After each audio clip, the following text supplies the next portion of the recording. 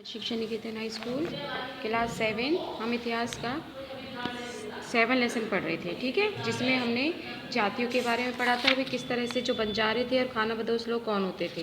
आज हम पढ़ेंगे कि बदलता समाज में नई जातियाँ श्रेणी क्या थी। जैसे जैसे अर्थव्यवस्था समाज की ज़रूरतें बढ़ती गई थी और उसी प्रकार वर्णों के भीतर क्या था, छोटी छोटी जातियाँ थी वो धरने लगी थी, ठीक है। तो जो ब्राह्मणों के बीच नई जातियाँ सामने आई, जो दूसरी कई और जनजाति समूह को जाति विभाजित हो गया। तो जैसे जाति जो है कई वर्गों में बट गई थी, जैसे कि सुनार है, लोहार है, बढ़ई है, राजमिस्त्री है, ठीक है। और तो जातियों को एक तरह से मान्यता दी गई थी और जाति समाज का संगठन बना, यानी कि जातियों का उदय हुआ। 11वीं और 12वीं स्थिति में क्या था कि क्षत्रियों के बीच नए राजपूत, जो राजपूत थे, जो इनकी जो युद्ध करते थे क्षत्रिय लोग, उनको क्या बोलते थे, राजपुत्र बोलते थे। वह हून, चंदेल, चालुक्य और कुछ दूसरी परंपराओं से आते जाते थे। शासकों के रूप में राजपूत गोत्रों के उदय के कारण क्या हुआ था, जनजातीय लोगों का अनुसरण करने लगे थे, यानी कि ब्राह्मणों को सबसे ऊंचा मानने लगे थे कि जाति व्यवस्था बन गई थी, तो लोग जातियों में बट गए थे। तो क्या था कि दूसरी तरफ पंजाब, सिंध और उत्तर पश्चिमी सरहद की इस्लाम को भी अपना लिया था कुछ लोगों ने, और जो सनातनी धर्म के द्वारा प्रस्तावित गैर सामाजिक व्यवस्था और इलाकों में बड़े पैमाने पर स्वीकार नहीं की जाती थी। उसके बाद आते हैं कि फिर नज़दीक से एक नगर, जैसे गोंड जाति है। गोंड लोग गोंडवाना नामक विशाल वन प्रदेश में रहते थे। ये गोंड लोग होते हैं, ये जाति है। वह स्थानांतरीय कृषि, यानी कि एक स्थान से दूसरे स्थल पर बदल बदल कर खेती करते थे, उसको कहते हैं स्थानांतरीय कृषि, स्थान का बदलना। तो विशाल गोंड जनजाति कई छोटे छोटे कुलों में बटी हुई थी। प्रत्येक कुल का अपना राजा और राज्य होता था। जिस समय दिल्ली के सुल्तानों की ताकत घट रही थी, उस समय कुछ बड़े गौंड राज्य गौंड सरदारों पर हावी होने लगे थे। अकबर के जो शासनकाल के इतिहासकार अकबरनामे में लिखते थे, ठीक है। तो उसके बाद आता है कि 84 गांवों की इकाइयों में विभाजित होते, जिन्हें जैसे 84 गांवों में जो विभाजित हो गए थे उन्हें 84 कहा जाता था। तो 84 का विभाजन बरहतों में होता था, जो कि 12 गांवों को मिलाकर बनते थे। बड़े राज्यों के उदय ने गौंड समाजों के चरित्र को बदला डाला था। तो बराबरी वाला समाज जो है धीरे धीरे असमान सामाजिक वर्गों में क्या हो गया था, विभाजित हो गया था।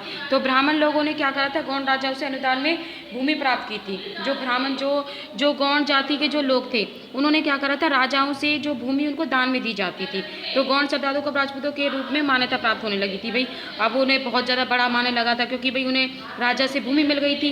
तो ठीक है, तो उसके बाद क्या हुआ था कि जैसे यहाँ पर दिया गया है कि राजपूत गौंड सरदारों को अब राजपूतों के रूप में मान्यता मिल गई, जिसलिए है गणगंडा रोज अमन दास ने, जो वहाँ का राजा था, संग्राम शाह की उपाधि धारण की थी। उसके पुत्र दलपत ने महुआ के चंदेल राजपूत राजा साहलवान की पुत्री राजकुमारी दुर्गावती से विवाह किया था। दलपत की मृत्यु कम उम्र हो गई थी, तो रानी दुर्गावती बहुत योग्य स्त्री थी।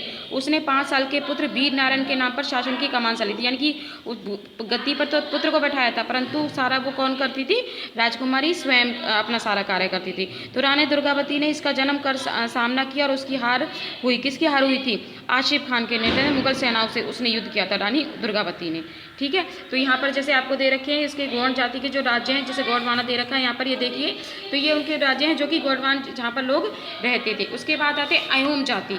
अयोम लोग जो है मनियार से आकर 13वीं सदी में ब्रह्मपुत्र घाटी में आकर बस गए थे और यहाँ की पुरानी राजनीतिक व्यवस्था का दमन करके राज्य की स्थापना की थी। और 16वीं सदी के दौरान उन्होंने चूटी और कोल जहाजों को राज्य में अपना लिया था। उन्होंने कई जनजातियों का अधीन कर लिया था।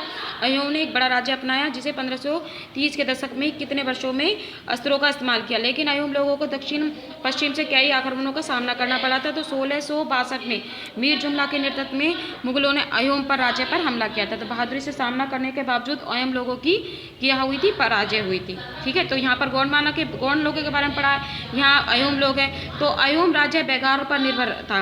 राज्य के जिन लोगों से जबरन काम लिया जाता था वह क्या कहलाते थे, पाइक, यानी कि उसे जबरदस्ती से काम करवाया जाता था बहुत से लोगों से, तो उन्हें क्या कहा जाता था, पाइक कहा जाता था, ठीक है। उसके बाद आता है जैसे लगभग सभी वयस्क जो पुरुष युद्ध के दौरान सेना में अपनी सेवाएं भेजते थे, जो जवान बच्चे होते थे। तो दूसरे समय में वह जब सेना का काम नहीं होता था, सिंचाई व्यवस्था आदि का निर्माण करते थे, सार्वजनिक कार्यों में लगे रहते थे। अयोम समाज जो है कुलों में विभाजित था, कई कुलों में, जिन्हें खेल कहा जाता था। क्या कहा जाता था, खेल। वहाँ के दस्तकारी बहुत कम जातियाँ होते थे। अयोम क्षेत्र में दस्तकार निकटवर्ती कहाँ से आते थे, क्षेत्र से आते थे। अयोम समाज एक अत्यंत परिषद समाज था। कवि और विद्वानों का यहाँ पर जो वो भूमि दान में दी जाती थी। कवि जो है अपनी कविताएं पढ़ते थे, विद्वान होते थे, नाट्य कर्म प्रोत्साहन किया जाता था। संस्कृत की महत्वपूर्ण प्रक्रिया अयोम लोग ही करते थे, ठीक है। तो ये अयोम लोगों के नेचर्स के बारे में बताया। उसके बाद है निष्कर्ष, कि जिस युग की चर्चा आए उस समय युग के दौरान उपमहाद्वीप में काफ़ी सामाजिक परिवर्तन आए, जैसे वर्ण आधारित समाज में जनजातीय लोग एक दूसरे के साथ लगातार क्या करने लगे थे, संपर्क करने लगे थे। ठीक है, तो इस तरह से ये आपका ये लेसन कंप्लीट हुआ है, जिसमें आपने मंगोल जाति, गौंड जाति, खाना बदोश लोगों के बारे में पढ़ा है। एक बार आप सभी बच्चे इसको रीड करेंगे, उसके बाद आपको क्वेश्चन आंसर लिखने हैं। जैसे यहाँ पर आपके मिलान दिए गए हैं और ये क्वेश्चन आंसर है, फिल इन द ब्लैंक्स है। जैसे वर्णों के भीतर पैदा होती नई जातियाँ, जनजातियाँ, अयुब लोगों द्वारा लिखी ऐतिहासिक कृतियाँ, बुरंजी, और उसके बाद ये ठीक गलत के निशान है। उसके बाद देखिए क्वेश्चन है अहोम राज्य, जिसके बारे में अभी पढ़ा है। वर्ण आधारित समाज में क्या परिवर्तन, भाई जैसे जातियों में लोग बच गए थे।